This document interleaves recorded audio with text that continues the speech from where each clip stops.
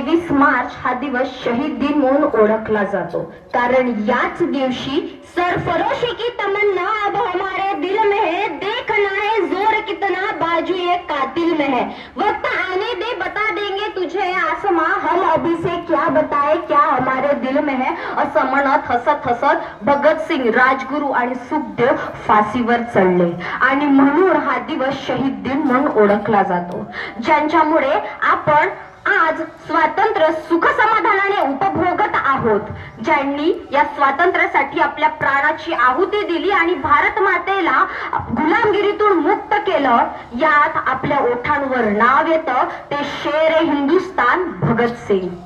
म्हणून म्हणते, आजादी का एक दीवाना नाम भगत सिंह लिखता था, गांव के सारे बच्चों जैसा ही तो दिखता था,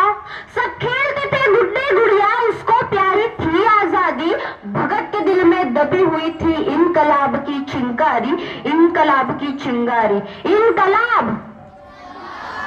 इनकलाब जिंदाबाद म्हणत भगतसिंग आणि त्यांच्या सहकाऱ्यांनी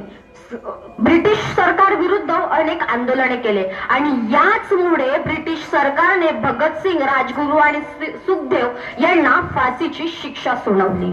म्हणून त्यांचं हे कार्य आपल्या लक्षात राहावं म्हणून हा शहीद दिन म्हणून ओळखला जातो. म्हणून म्हणते,